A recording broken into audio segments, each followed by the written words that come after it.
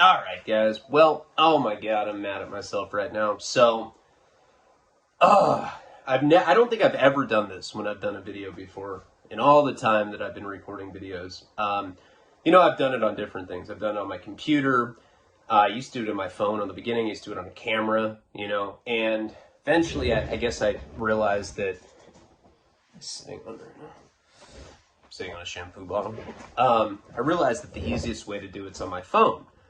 Now the problem is that a lot of stuff accumulates on my phone, and sometimes I run out of storage when I do a video.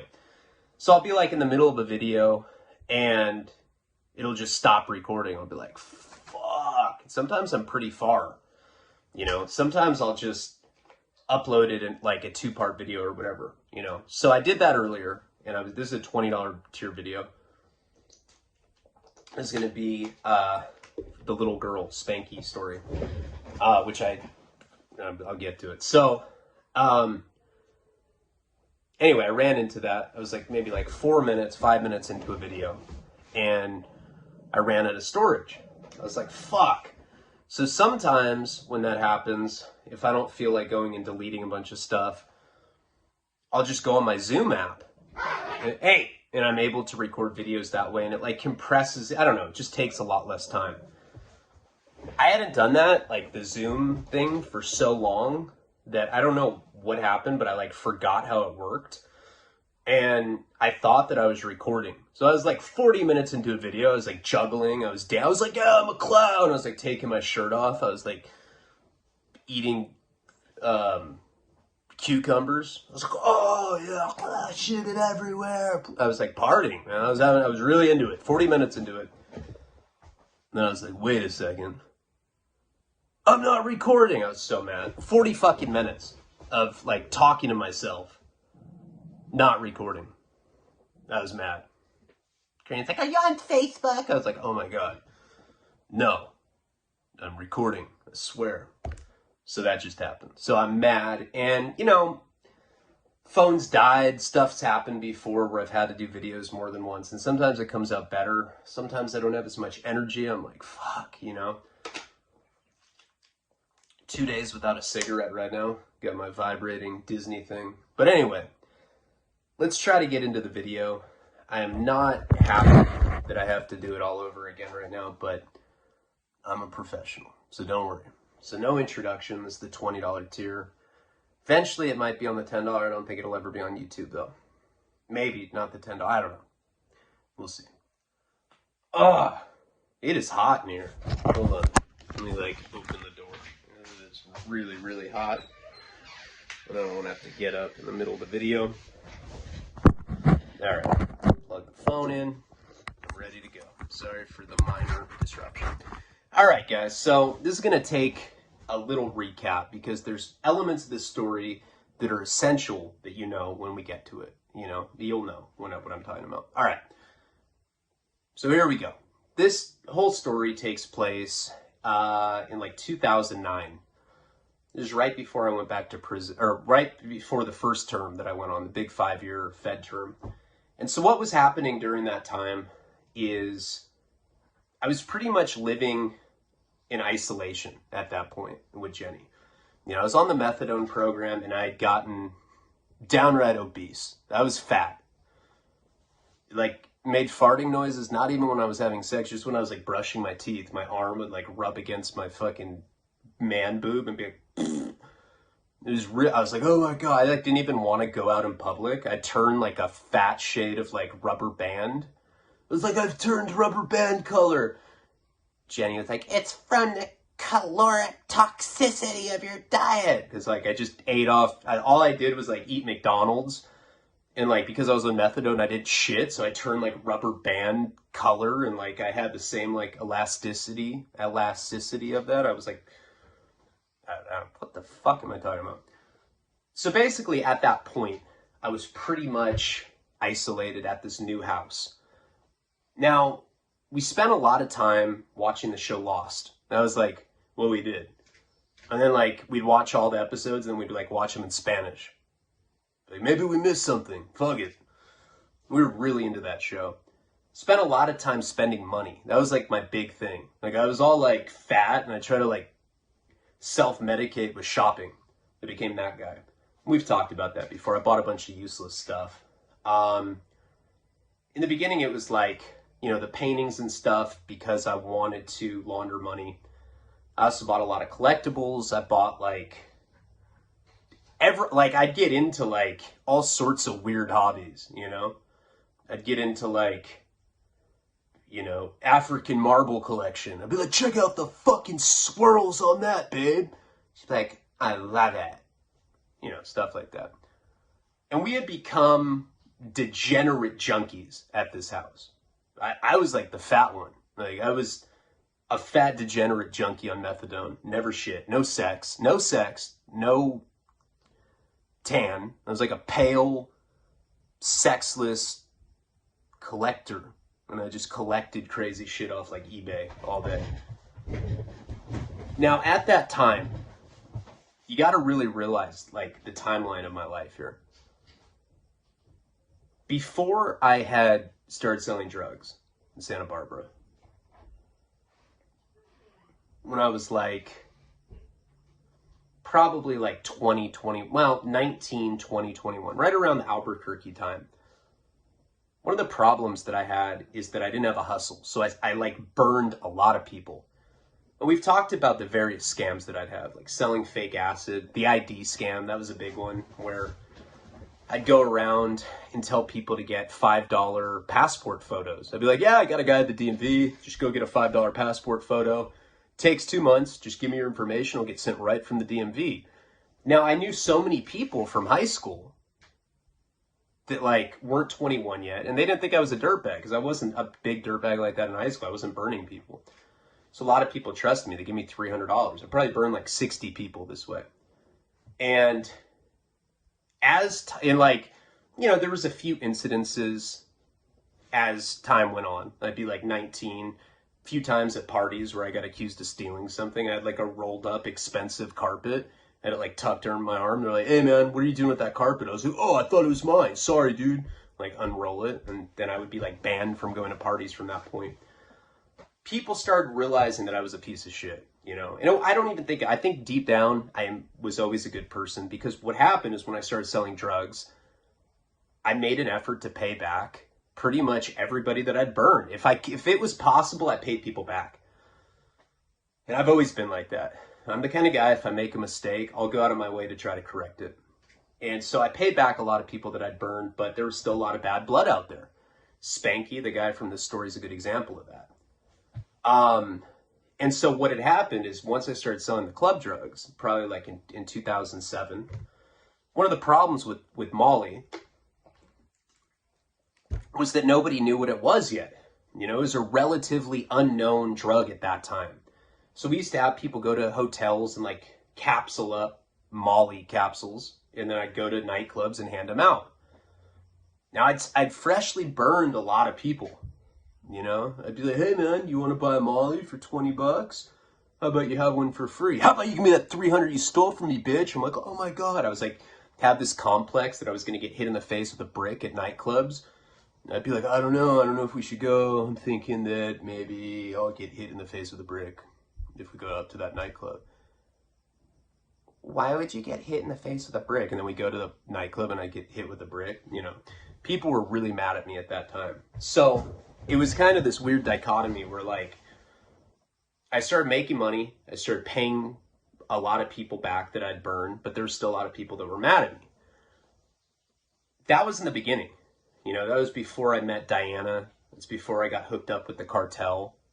You know, that was before I'd started selling heroin and I started drifting away from like kind of like the more social aspect of selling drugs. But I had still cleared up a lot of those old debts.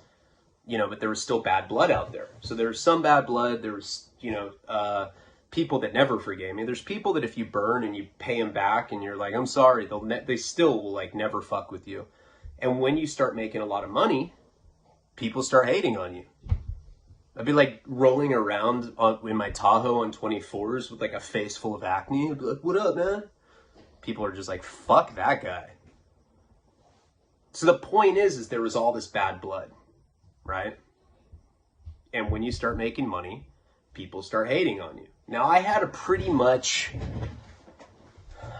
lucky career as a drug dealer. Like, I'm surprised that I didn't get busted sooner, and I'm surprised I didn't get robbed all the time. I'm one of those people that for sure deserve to get robbed. But, you know, as I went further into it and I started getting more isolated, I started getting less flashy, you know? I mean, I was never too bad. I was never, like, running around in, like, fur coats, like, 7 watches on. Being like, no, I don't, slanging? Whack, I don't do that. No, I'm a telemarketer. What up, fool? I was never like that. So people started kind of being out to get me, I guess. You know, as I started getting isolated, people like that guy Scott, people like my competitor Steve, the guy Steve who is kind of like the competition in my town. He was like the other heroin dealer. He's the guy that had the girlfriend that was strung out on PCP, and he told her that it was DMT. That guy was definitely out to get me, you know, and he was the kind of guy that acted like he was my friend to my face. And then when I went to Oregon, after I'd gotten burned and I was trying to, like, I don't know, steal Sass's connection, after I got back, found out that we'd gotten robbed. And right at that point, you know, I was always paranoid because of that bad blood that I'm talking about. But right at that point, we started buying all sorts of weird stuff. I'm like, yeah, we need to get tactical body armor, you know, we need to get a bazooka, fuck it, live grenades. Like, I started getting, like, really into home security. We got cameras everywhere. And then I got into this really weird hobby where I was, like, collecting stuff that the FBI, DEA were auctioning off. Now, I don't know if you could still do this, but, like, back in the day, you could get some pretty interesting stuff. Like, you could get stuff, I don't know if it was used in actual crimes that were committed, or if it was stuff that was just used in, like, FBI training that you could buy, like, on some sort of market. And I don't even remember where I used to get it. Some of the stuff that we got was, like, because I was, like, into really weird shit at that time. You know, I got the Scarface drug dealer safe from eBay.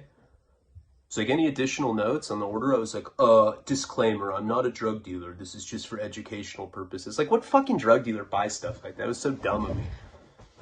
But we started buying the stuff that, like, the FBI had used. And the stuff that I was really getting interested in was, like, things that were used in bank robberies.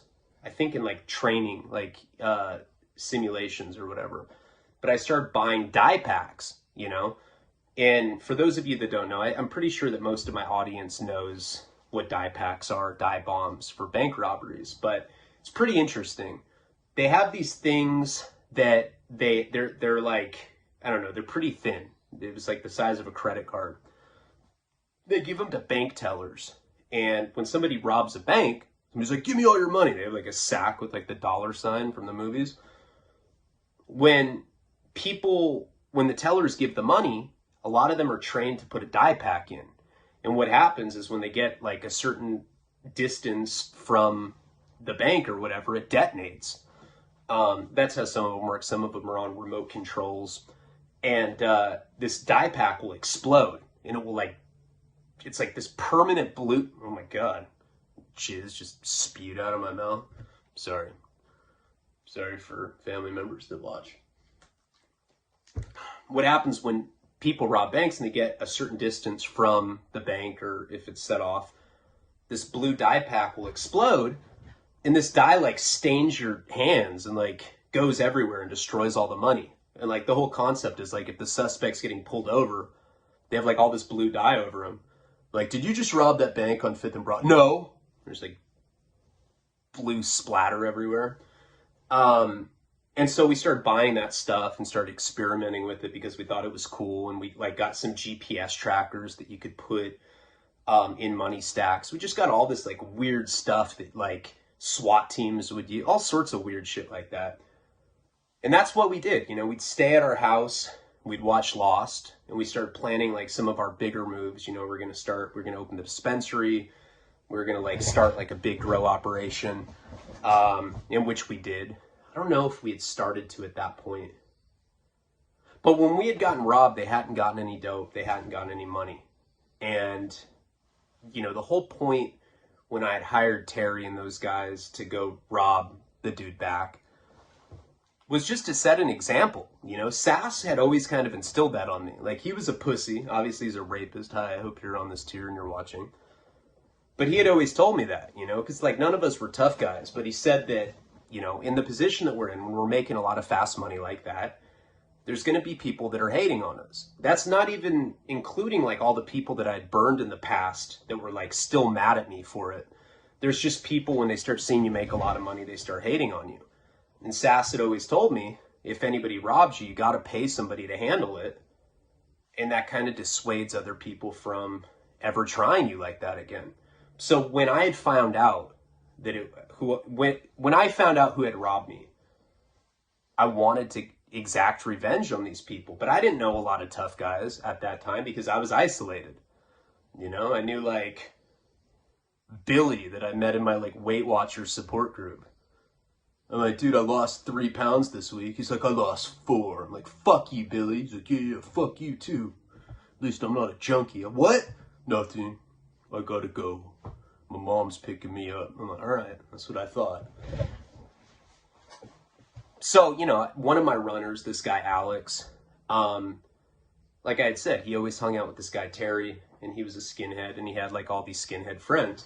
Now, I had a problem with skinheads in Santa Barbara because I'd stabbed one when I was 19. There's not, like, a huge skinhead population in Santa Barbara, but it, you know, so it's a pretty small-knit community. Now, that had happened when I stabbed the skinhead when I was 19. This was years later. I was like 23 at this point. So it'd been long enough where I'd kind of stayed away from people like that, and it wasn't something that I was too worried about. But, you know, in actuality, it is a pretty interconnected circle. So anyway, it had never sat right with me that little girl, when I'd gone to buy the quad, you know, that was one of the things that I was buying. I was buying paintings, I was buying collectibles, I was buying, like, police scanners, all sorts of weird shit, and I was also buying quads. I was like, well, if I'm going to be doing SWAT missions, I need my quad. Thought I was like Bruce Wayne. I was making like 10 grand a week, and I thought that I was like a billionaire or something. So when I'd gone out to buy that quad, and that little girl had waved to me, and I asked the guy about it, it never sat right with me. I was always like, fuck that. You know, if I'm ever in a position where I have a group of fucking three-toothed skinheads as my soldiers, I'm definitely going to go try to figure out what's going on with that little girl. And it was like a package deal. I was throwing it into that bundle. So the whole thing was, we were going to go get all my stuff back. They were going to fuck these dudes up. And I threw on top, well, let's go check out and see what's up with this little girl. So anyway, we end up going out there, like I had talked about in the last installment of this video. I know it's just the reason that this story and these storylines require so much recap is because it's so confusing, because it's like so many different time periods consolidated into one. So I feel the need to, like, have to explain everything that's going on leading up to it or whatever. But very quickly, we headed out there. It was just starting to get dark. You know, we'd stopped, we got some beer, we were smoking meth. Like I said, I wasn't tweaking a lot back then. So being on crystal meth gave me like a hyper sense of paranoia. I was already twacked out going out there. And we're going on this like sketchy mission, possibly going to kill some choma. I didn't even know what these guys were going to do to him. I just wanted them to go investigate. So we end up getting to the place, you know, and I got out of the car. They were gone for a while. When they come back, I realized that Spanky's behind the group, and the dude's telling me that guy recognizes me because Terry had said my name. Right when he said that, I knew that something was up. And I'm all twacked out. I'm already freaked out about it. I didn't know what to do. And for those of you that have done meth, you probably know exactly how I felt. I got stuck. I was like a deer in headlights. You know, I didn't know what to do in that situation. Spanky just has this look on his face like he's mad at me. Now, the last time I'd seen him, I tried to rob him with his cousin. And he just starts charging towards me, and I'm just stuck. I'm like, and I got hit. He hits me in the face, you know. Now, I'm on meth, you know. Obviously, my memory is pretty sketched out or kind of like shaky surrounding this, you know. Anything that's ever happened to me while I was tweaking is definitely like vague in my memory vault. But what ends up happening is Spanky took off on me, started beating me up. And I didn't even have a chance to like talk my way out of it or try to explain anything. He just ends up starting to beat me up. Now, he's not the only one. These other guys that I'm fucking paying to come and do this are beating me up with him. I'm getting jumped and I just curl up in a ball. I don't even try to fight back. They end up putting me in the car. So I like go back in the car with them. Spanky's not in the car. I just saw him. The only time that I saw him was when we got there, after I'd waited for a while and gotten out of the car, when they were coming back down the hill. That's the only time that I saw him, and he came and he beat me up. I didn't even know what was going on. I was like leaking and I was like crying at this point, like probably like shivering from the meth and from getting like all the adrenaline from just getting beat up. And I'm in the car and I'm just kind of like curled up, and I remember looking down and there was like all this blood leaking on me and I was just tripping out on it. I know I was crying. I was like, because one of the toothless skinheads was like, "Hey, shut up. You sound like a black," or whatever they were saying, you know? And I was like, "Why did you do that to me?" And probably sounded way bitchier than that. And they're like, "Well, I don't know, man. Yeah, I guess you try to steal from our homeboy, and now we're going to take you." I was like, "Take me where?" And they get back in the car, and we start driving. Now, what I should have done is I should have run away. But this thing happened so quickly, and I got stuck. I really didn't know what was going on. As soon as I saw him, I already knew that I was set up by these people, and I already knew that I was in trouble. We end up in this car, and I don't really remember much about that car ride except that I was petrified because I didn't know where we were going. Spanky was not with us either. This is the weird part about this. Spanky wasn't in the car with us after we got out to this property. Now, how the fuck would they know where this property was to begin with? And these are the things that I'm thinking about as I'm like sitting there all beat up in the car. I knew that it was somebody outside of this group that had like coordinated this, because this was obviously a coordinated effort. I got jumped outside of the car, shoved me back into it. I'm kind of like crawled up. Plus, when we were headed over there the first time, the car was completely filled. Now there's only a dude driving. There's a guy in the there's like a guy missing. So there's one guy that's not with us. I don't remember the car ride too much. You know, they weren't saying anything to me. I'm kind of just whimpering in the back seat. And we end up getting to this house that's in like it's in a small town called Carpinteria that's not too far from La Conchita. Now they bring me, we're like in a residential area. They end up bringing me into this house. And it's like, the way to get inside of there, there's like this side gate and there's like this garage. They just kind of like pull me out of the car and they like pull me through the side gate. We end up going into this garage, into this house. They bring me into a room. Now there's this other guy in this room, a guy that I've never seen before, but he's definitely not a skinhead. He's like some dorky white guy like me. Well, they're all dorky white guys, but this guy doesn't have like swastika tattoos and everything. And I'm all beat up and they just leave me in this room with this guy. Now, being on meth, so much stuff is racing through my mind. All I'm really thinking about is how that guy Spanky had gotten out to this house and like how these people knew where he was and now where I'm at. I'm not even thinking about them taking me to this new place. They just shut the door. And this other guy's just like sitting on this bed. Now this room is like in a complete disarray. There's like clothes everywhere.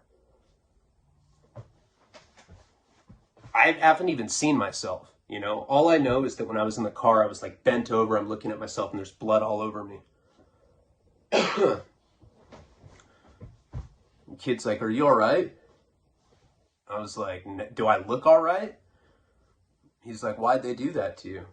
I was like, "Who are you?" And so I like sit down and me and him start talking. We're like locked inside of this room.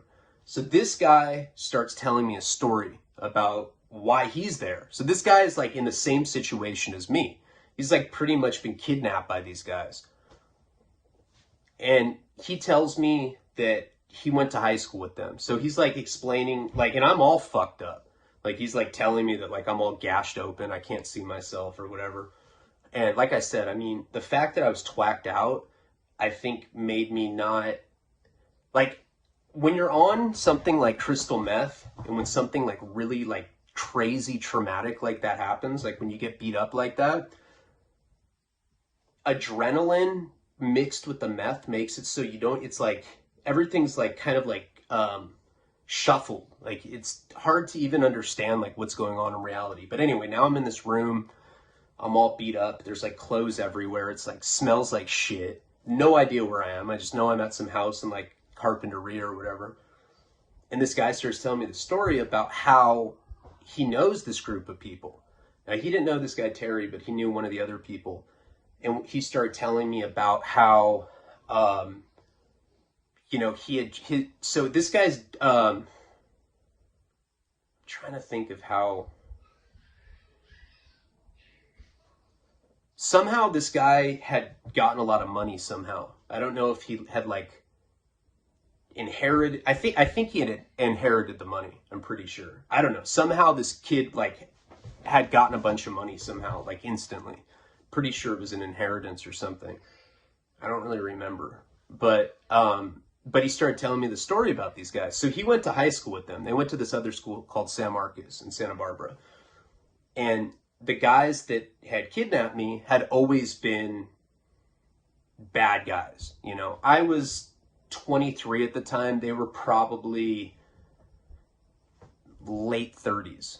You know, kid that I'm with looks younger, but he's probably around the same age. Like he'd gone to high school with them. Like he's probably like a few years younger than them. And he said that he had always known them and that they knew that he was going to get some money. You know, like somehow he was about to get like some big, maybe a settlement. I think it was a settlement. Some situation where this guy was about to get like a lot of money, you know? And I'm like, now the adrenaline's kind of like wearing off. And I'm just listening to this guy, like try to explain to me what's going on. And so he was getting money, I think, on a settlement. And somehow these guys knew about it. He told me that he didn't tell them about it or anything. And that just out of the blue, one of them had called him. And so he said that they wanted to hang out, and they went and they picked him up. They started hanging out with him just like on a random day. He said he hadn't gotten the money yet. It was like a couple days away or whatever. And as soon as they picked him up, they ended up bringing him to this other town called San Ynez, which is like 30 minutes away from Santa Barbara. This is like up in the wine vineyard. This is where like our casino is. It's where Michael Jackson lived. It's where the high school that I got sent away was located. It's like this desolate, out in the middle, like the mountains type of place. And so, like, I guess he just met up with them to hang out, not putting together that they were trying to rob him for this money or whatever. And he was asking them where they were going, and they wouldn't say anything. He said they started acting really sketchy as soon as he picked them up. And so they start heading up to San Ynez, like he said, and he was, like, asking them, he's like, where are we going? What are we doing? You know, he said he'd known them, like, his whole life. And this guy had been like, he started like kind of explaining to me like what his situation was, that he was like pretty much a normal guy, but he had gotten blacked out drunk at one point, like 5 or 6 years before this. And while he was blacked out drunk, he put a knife up to his roommate's throat, blacked out. This is like, when I say a dorky guy, I'm talking about pretty much the kind of person you would not expect to put a knife up to a random person's throat. But he said he was blacked out drunk. I was like, that's crazy. I get like that when I drink too. He's like, yeah, me too. Do you ever butt fuck on alcohol? I was like, no, not that, weirdo. Then he starts telling me, I know, the story is getting kind of dark, so I'm going to bring it back a little bit.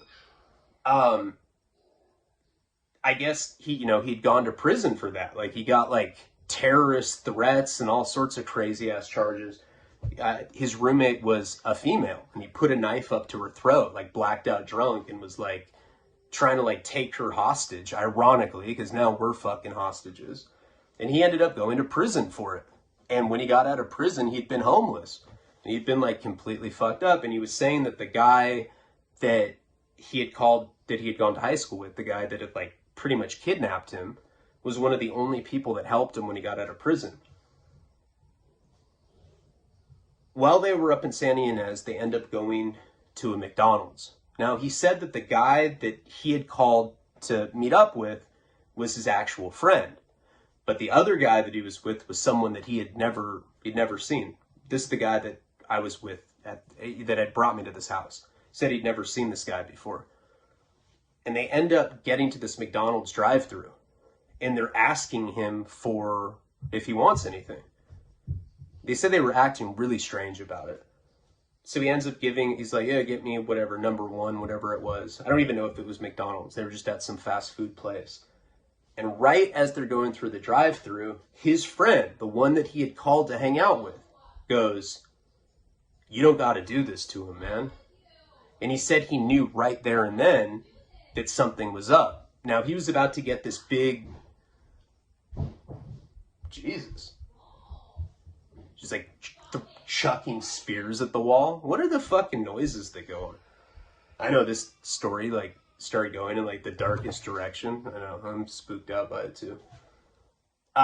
So I guess when they were ordering the McDonald's or whatever it was, the fast food, that's the point when his friend had said to the other guy, you don't need to do this. And he said he knew instantly, like he already knew they were acting weird, but he knew instantly what was going on, that they were trying to rob him. So after they got the food, they like parked, they went through the drive-thru, they parked, and this guy was like trying to escape or whatever. He started thinking about it. He said he was like sitting in the back seat. His friend was in passenger. The other guy, the guy that had taken me, was driving the car. And he's like eating his food in the back, and he opens the door just like randomly. I guess he like planned it in his head. And he just starts like running, like he like chucks his food and just starts trying to run. The guy that's in the driver's seat comes and tackles him, beats him up, puts him back in the car. Now, after he beat him up, he starts telling him that they're gonna take him to a bank, and he's gonna deposit all of his money or withdraw all of his money and give it to them. Now, this guy that's telling me the story was telling me, it's like, so these guys knew that he was getting this money. I think it was a settlement, although I can't be sure. I'm pretty sure it was a settlement, though. And the guy was like, dude, I don't have any money. I don't know what you're talking about. And so the guy starts arguing with his friend, the one that he had called. He's like, you told me he had like $75,000. They start getting in like this crazy ass argument.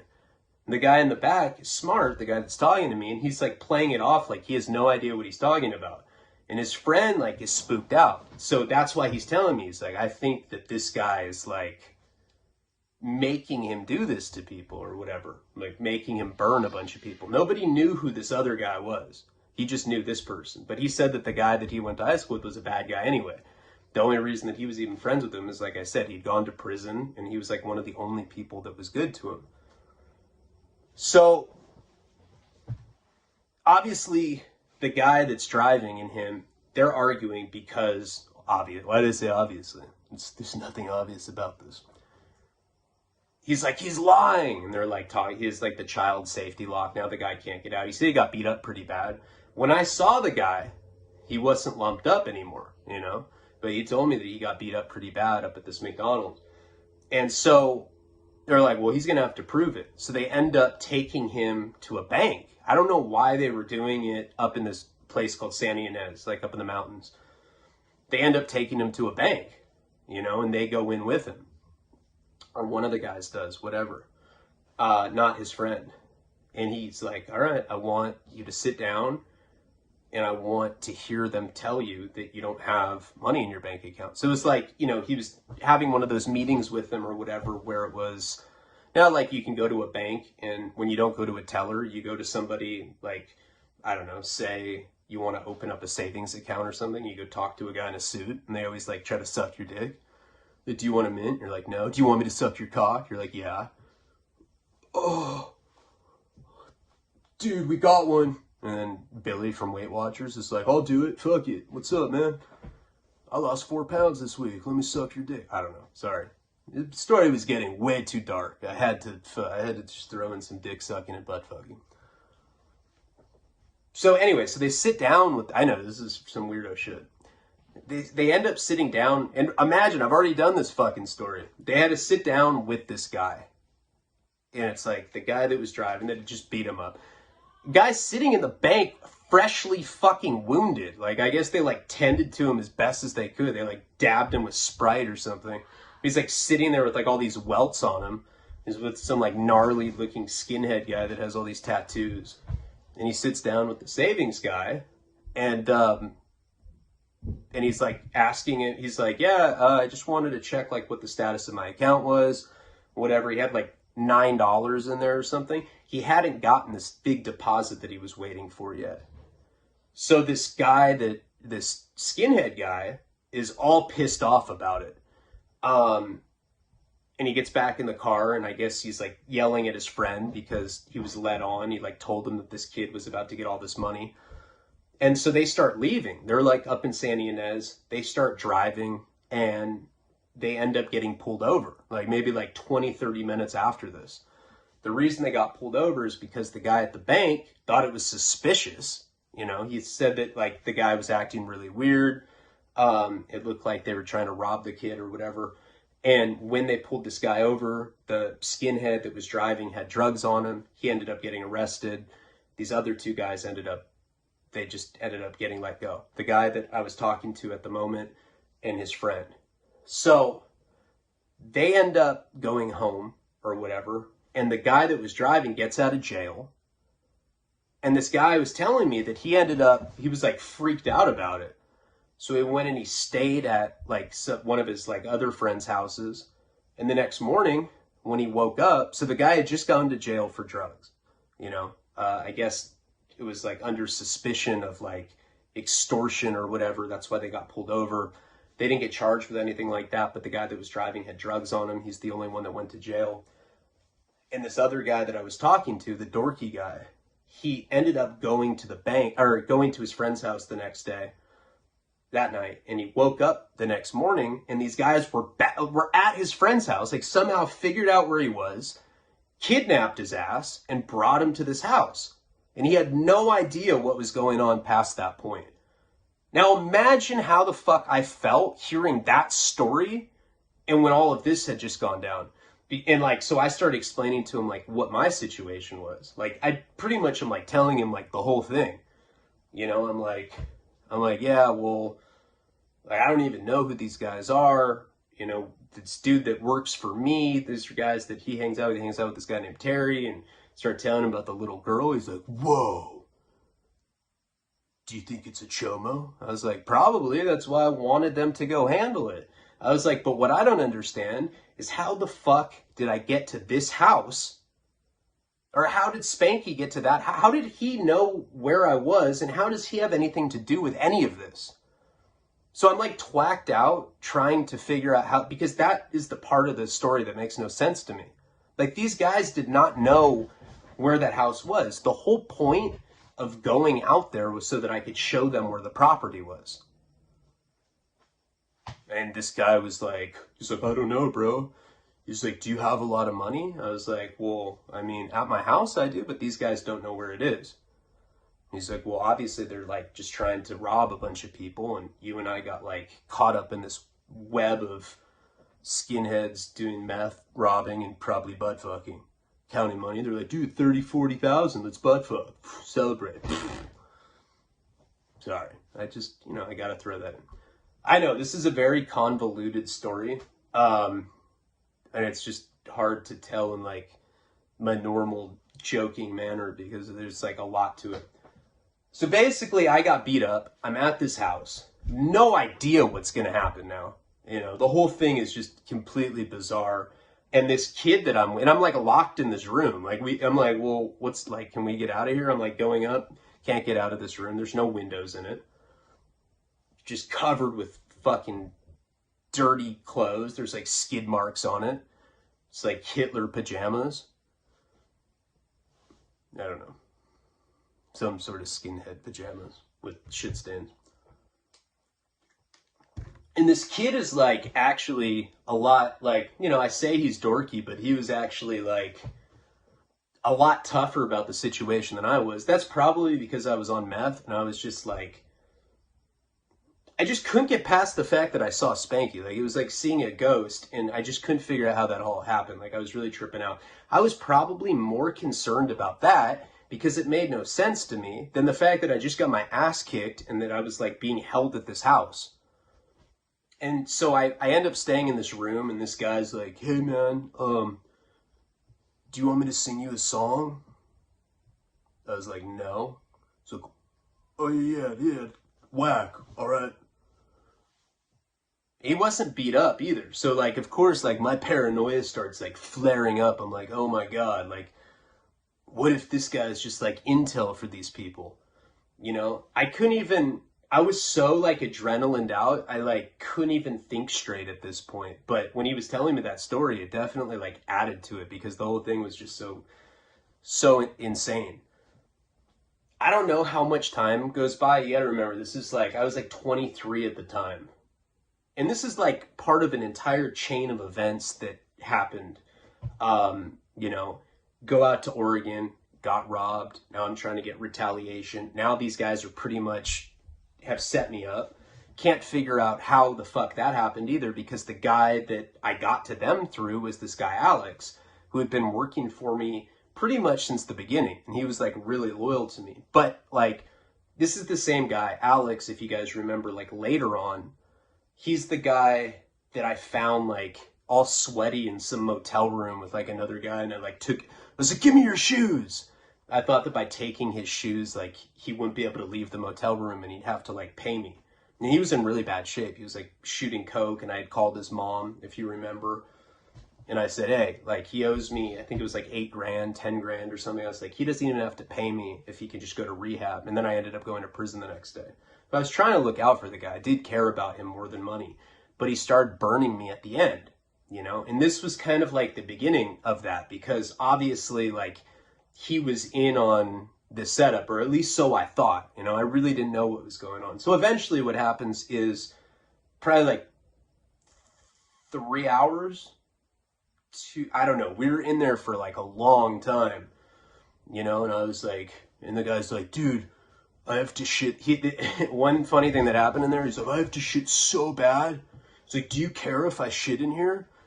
He's like, I've been holding it for like, since way before you got here. I guess he'd been there like overnight, you know, and he hadn't shit yet.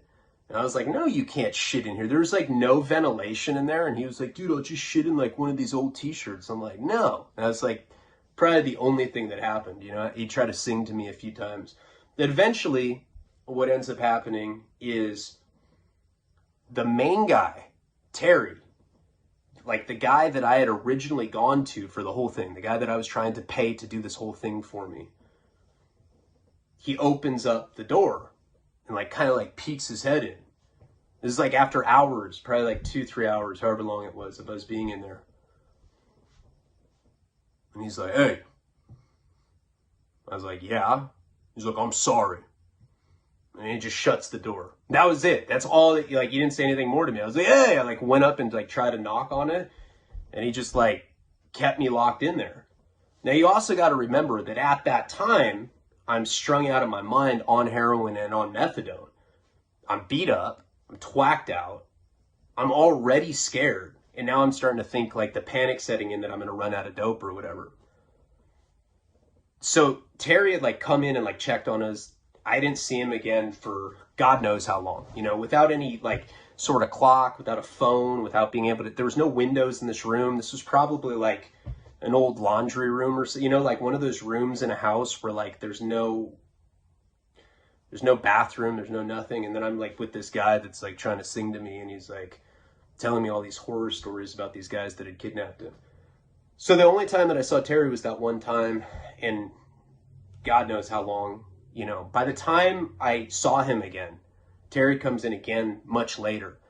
And by that point, I'm already starting to get sick, or at least psychologically, I think that I am. And he's like, come on. And the other guy's like, can I come too? He's like, no, sit down. He's like, come on. And I like go with him, and he brings me like through this hallway. There's like some like old lady. She's probably like in her like 60s, like smoking a cigarette, like at a kitchen table.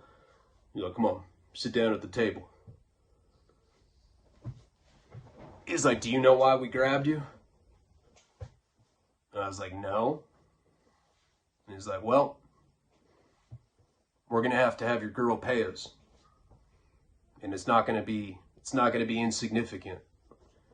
Now you got to remember, this guy was like some dumb fucking skinhead. Now he's like talking to me like he's some movie villain. I was like, Jesus, man, how'd you get so sophisticated? He's like, shut up.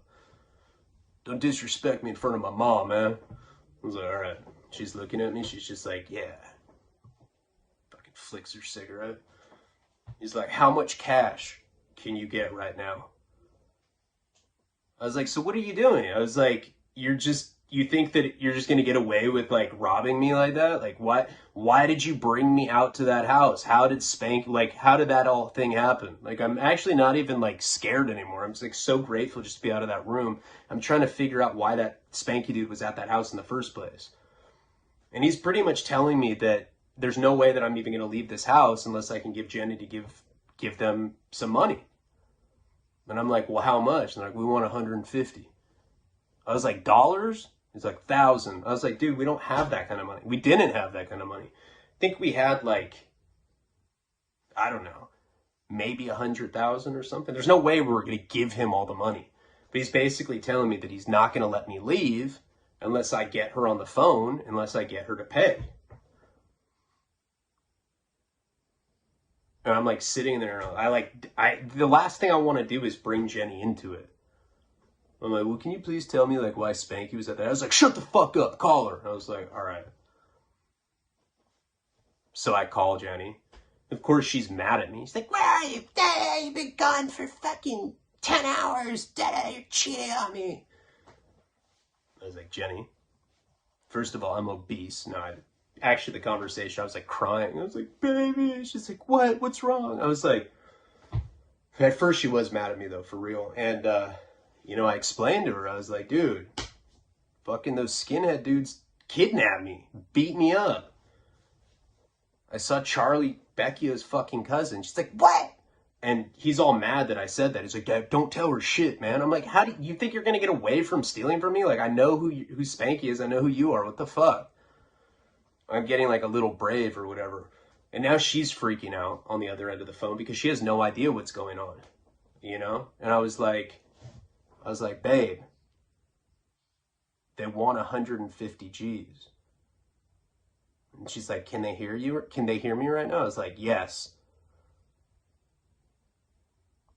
And she's like, what do you want me to do? I was like, pay them with the banknotes. He's like, hey, what does that mean? I was like, pay him with the banknotes. I was like, we got like bonds and shit. I don't know. I was like, we don't keep that kind of money. And she's like, okay, tell me what I have to do. And he's like, give me the phone. And I gave it to her. I gave it to him. And then he ends up talking to her for a few minutes. He's telling her that like, they're going to end up meeting up with her, whatever. And they're going to put me back in there and they're not going to give me back to her until she ends up paying. I can't hear what she's saying though on the other end of the line. And I'm trying to tell her code. Like I'm trying to tell her to like give her the ink packs or to give her the GPS, give them the GPS, do something. We didn't have $150,000 though. Like these guys were pretty much trying to strong arm me. And I already knew from the get-go who was doing that. You know, I knew it was that guy. I knew that it was either Steve or Scott or them in cahoots. And I knew that as soon as I had told them that as soon as I told Terry that that's who I wanted to rob, I'm pretty sure that that's when they all just kind of like ganged up and they wanted to take me out for good. Because they just tried to rob me like a week before that. I had no idea what was going on. But I know that Jenny was pretty smart and I was pretty sure that she wasn't going to give them all of our money. I'm not even sure how much we had at the time. Pretty sure that we did. I know we didn't have 150 at that point. You know, we probably had less than that. Now with like all the collectibles and stuff, it was definitely possible to get that kind of money, but there's like no way that Jenny was going to let them do that. Or at least that's what I thought.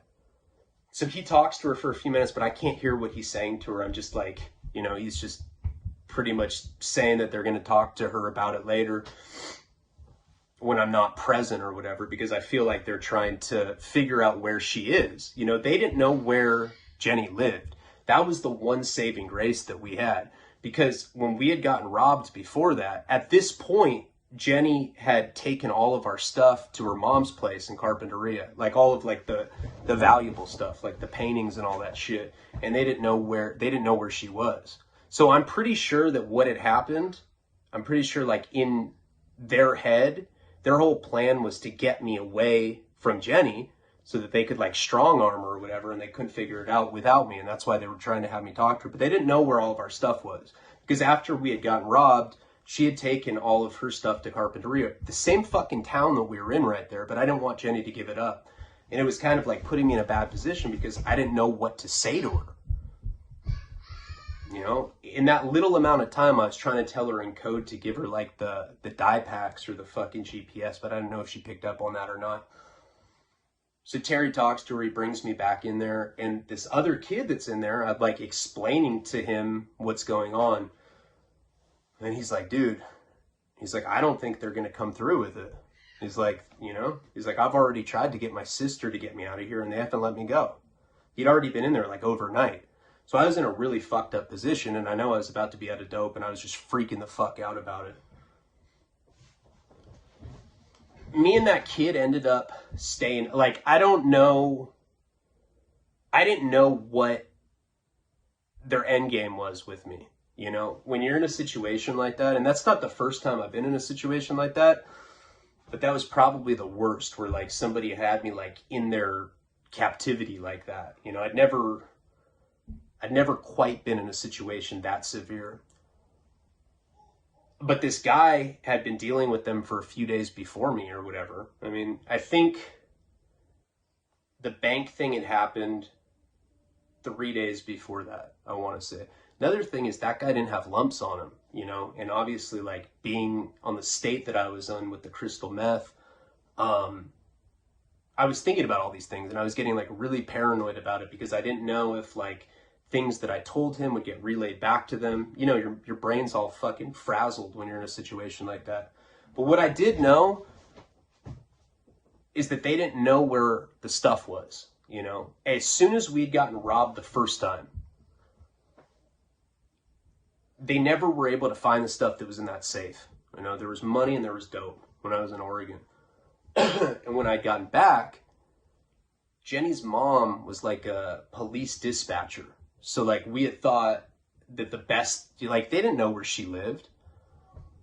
We thought that the best plan was to keep everything there. And it happened to be the same town that they had me held in. I didn't even know exactly where. I just knew that we were in Carpinteria because like after I was like sitting in the back all whimpered, I like kind of recognized the area we were in. The longer that I was in that room with that guy, the more I started to kind of panic about like what the possibilities would be with that. Like I didn't know if they were going to kill me. You know, taking somebody like that, when you like actually kidnap somebody, that's like 25 years in prison. That whole alpha dog thing had happened in Santa Barbara, and these guys were like not on that level at all. But you know, the other guy that had taken the kid that I was with in the room, that had like made his friend go there, I guess like that's the guy that this guy was telling, the guy that I was in the room with was telling me it was like the problem. You know, he wasn't from around there, and he seemed to be like pulling all the strings with them. I don't know, it's just a mess. We were like sitting in that room, I was starting to get dope sick. I had no idea what was gonna go on, but I was hoping that Jenny wouldn't be stupid enough to actually give them any money. And if she did, I was trying to tell her to give them the die packs or the GPS stuff. You know, at least so that we had a chance not to have to give up all of our money like that. And Jenny was like a lot more clever than me, like a lot smarter. So I had faith that she was going to be able to get me out of the situation, which she did. But we will get into that in the next installment of this video. Sorry, that was a convoluted ass story, and I just told it right before this. It was fucking hard to do the second time. But I'm glad I got all the way through. Palabra.